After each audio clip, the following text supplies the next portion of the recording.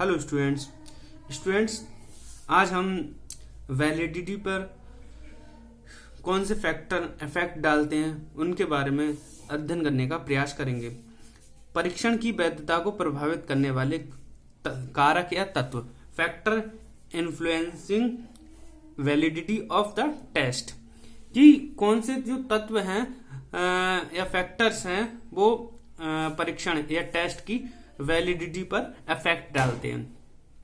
Students, हम इसे जानने से पूर्व कौन कौन से फैक्टर हैं कि जो परीक्षण पर प्रभाव डालते हैं, उससे पहले हम वैलिडिटी का अर्थ और वैलिडिटी की डेफिनेशन जान लेते हैं। क्योंकि जब तक हमें उसका अर्थ और उसके बारे में नहीं पता होगा तब तक हम किसी को प्रभावित करने वाले कारकों को सही रूप से नहीं जान सकते। ठीक है, तो हम जानते हैं कि वैलिडिटी का अर्थ क्या है। वैधता, परीक्षण की वैधता से तात्पर्य परीक्षण की उस क्षमता से होता है जिसके सहारे वह उसके गुण या कार्य को मापता है, जिससे मापन के लिए उसे बनाया था। एक सरल उदाहरण लें, यदि कोई परीक्षण बुद्धि मापने के लिए बनाया गया है और सचमुच से उससे सही अर्थ में व्यक्ति की बुद्धि की माप हो जाती है तो इसे एक वैध परीक्षण मानेंगे। कहने का तात्पर्य है कि वह परीक्षण जो जिस लिए बनाया गया है और वह वही कार्य करता है, अपने उद्देश्यों को प्राप्त कर लेता है, तो ऐसी परीक्षण में क्या होगी, वैध होगा या वैलिड होगा। यानी कि कहा जाए, एक और एग्जांपल लेते हैं कि मैंने एक पर्सनालिटी मापने का टेस्ट बनाया, परंतु वो पर्सनालिटी माप कर वो बुद्धि माप रहा है, तो वो टेस्ट वैलिड नहीं है। मैंने मान लीजिए पर्सनालिटी मापने का टेस्ट बनाया है, परीक्षण तैयार किया है और वो पर्सनालिटी मापता है, लगभग नापता है, तो वह हमारा जितना अच्छी पर्सनालिटी माप सकता है तो उतना ही वैध या वैलिड टेस्ट होगा। ठीक है, अब हम इसकी डेफिनेशन पढ़ लेते हैं। देखिए स्टूडेंट्स, इसकी जो डेफिनेशन है वो एनास्टीस ने क्या दिया है। एनास्टीस ने बोलते हैं the validity of the test concerns what the measure and how well it does so। कहने का मतलब क्या है कि जो वैलिडिटी है, का जो तात्पर्य है, इस बात पर होता है कि परीक्षण क्या मापता है और कितनी अच्छी तरीके से मापता है। क्लियर? तो हम इसे पढ़ सकते हैं, परीक्षण की वैधता का तात्पर्य इस बात से है कि परीक्षण क्या और कितनी अच्छी तरीके से मापता है। तो ये एनास्टीस बोलते हैं वैलिडिटी के बारे में। अब बात करते हैं, गिलफोर्ड ने बहुत अच्छे तरीके से अपनी डेफिनेशन में बताया है कि वैलिडिटी क्या है। बात करें गिलफोर्ड की, तो गिलफोर्ड बोलते हैं कि जो वैलिडिटी है व्यापक अर्थ में वैधता इस प्रश्न का उत्तर देने का चेष्टा करती है कि परीक्षण पर प्राप्त अंक किस चीज का मापन करते हैं और क्या भविष्यवाणी करेंगे। यानी कि जो टेस्ट है उससे जो टेस्ट से जो अंक प्राप्त हो रहे हैं वो क्या मापते हैं और उससे क्या भविष्यवाणी की जा सकती है। जैसे हमने कोई टेस्ट लिया, मान लो मैथ में हमने मैथ के 5 क्वेश्चन पूछे और बच्चे ने वो 5 क्वेश्चन बता दिए, तो हम भी भविष्यवाणी कर सकते हैं कि बच्चा मैथ में इसकी बुद्धि लब्धि या IQ बहुत अच्छा है। ठीक है, तो ये गिलफोर्ड बोलते हैं in a broad sense validity has to do with the question of what test score measure and what they will predict, क्या प्रिडिक्ट करता है। क्लियर? अब हम इसके प्रभावित करने वाले कारकों को 1 by 1 देख लेते हैं क्या है। स्टूडेंट्स, इसको प्रभावित करने वाले तत्व में से सबसे पहला है परीक्षण की मापन का उद्देश्य, ऑब्जेक्टिव्स ऑफ मेजरमेंट। देखिए स्टूडेंट, प्रत्येक परीक्षण का निर्माण कोई ना कोई उद्देश्य से किया जाता है और यदि इस उद्देश्य को स्पष्ट ना हो तो वह वैध परीक्षण नहीं हो सकता। तो हमें पहले जब भी हमें कोई परीक्षण मापना होता है, उसका मेजर करना होता है, तो उसको उद्देश्य में ध्यान रखना चाहिए, तभी वह वैलिड माना जाएगा। या उस पर तो कहा जाए बिना उद्देश्य या बिना एम के कोई परीक्षण प्रभावी या वैलिड नहीं होगा। क्लियर? तो ये प्रभाव डालता है। परीक्षण की विषय वस्तु को दिया महत्व, देखो weightage give the content. Clear है, अपनी बात से ही स्पष्ट है, अपने हेडिंग से ही स्पष्ट है। परीक्षण में विषय वस्तु से संबंधित सभी पक्ष शामिल होने चाहिए और अवयवों को दिया गया महत्व, जो अवयव हैं उनको दिया गया महत्व परीक्षण से संबंधित होना चाहिए। अगर ये इसके अभाव में हम कोई परीक्षण करते हैं तो सीधे सीधे उसको मान लो जो परीक्षण है उससे विषय वस्तु संबंधित नहीं है तो सीधे सीधे हमारी परीक्षण की वैधता पर प्रभाव डालेगा। अब बात करते हैं प्रश्नों की प्रकार।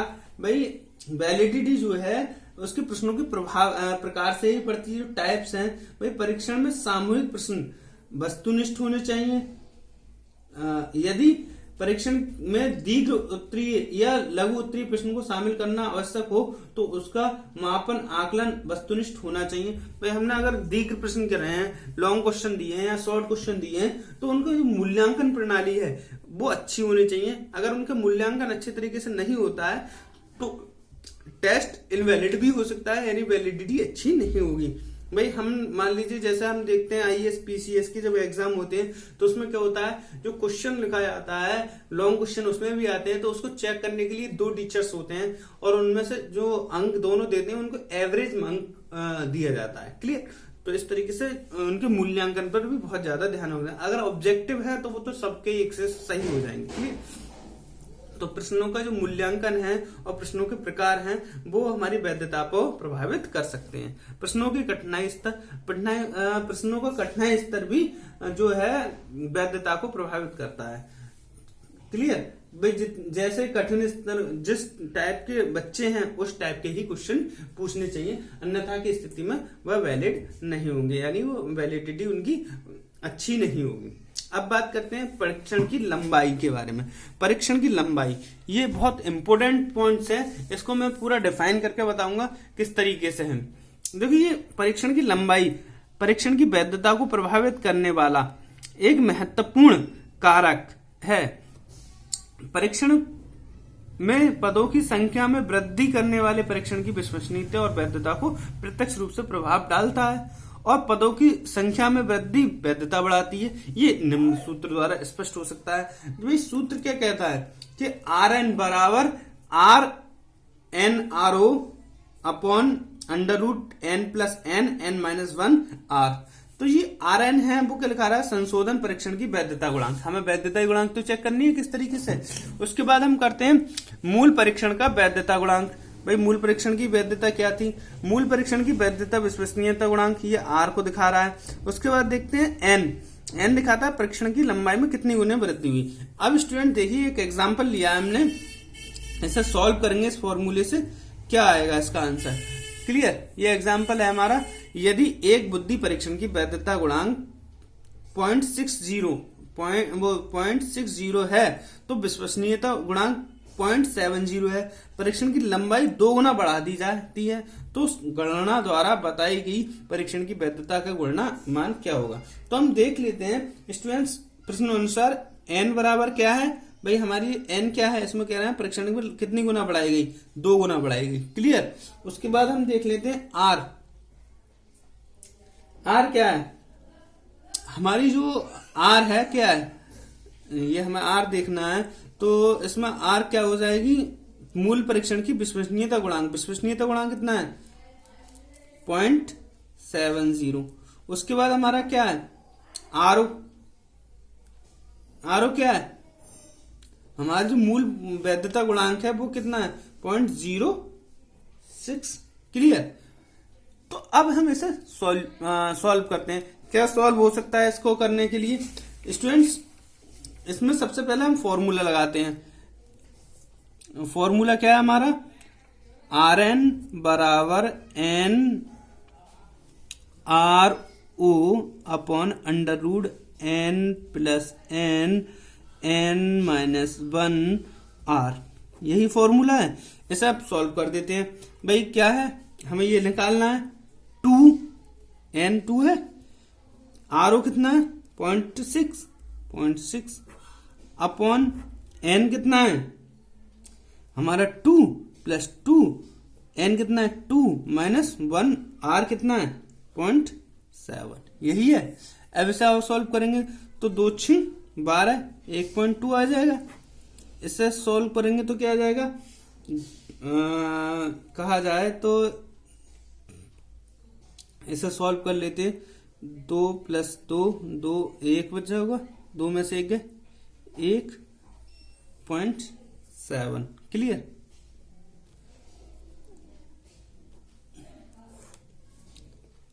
Rn बराबर 1.2, 2। अब इसे हम कर लेंगे हल, सॉल्व क्या कर लेंगे भाई, 2 एकम 2 और 2 सत्ते 14, ये प्लस में हो जाएगा, ये 2 प्लस, इसे सॉल्व किया होगा, 2 एकम 2 और 2 सत्ते 14, कितना हो गया 1.4, 3.4। क्लियर। अब इसे हम सॉल्व करेंगे 3.4 को, तो क्या आ जाएगा 1.2 अपॉन 1.84, और जब हमें इसे डिवाइड करेंगे, इससे इसको भाग देंगे तो आ जाएगा 0.666। तो हम इसकी जो विश्वसनीयता गुणांक थी वो क्या था, बढ़ गई। जो परीक्षण की लंबाई थी उससे जो प्रश्नों की संख्या बढ़ी, दुगनी हुई, तो जिसका वैधता गुणांक था पहले कितना था 0.6, अब 0.666 हो गया, यानी कि हम इसे ये भी कह सकते हैं 0.67। क्लियर, समझ में आ गई होगी बात किस तरीके से बढ़ता है। अब बात करते हैं हम इसके परीक्षण की प्रश्नों की भाषा। भाई प्रश्नों की जो भाषा होती है वह भी परीक्षण पर को प्रभावित करती है, उसकी वैधता को प्रभावित करती है। मान लीजिए कोई हिंदी मीडियम का स्टूडेंट है और उसको जो टेस्ट करवा रहे हैं वो इंग्लिश मीडियम का है, तो जो टेस्ट की जो वैधता होगी वो सही नहीं आएगी, वैलिड नहीं होगा।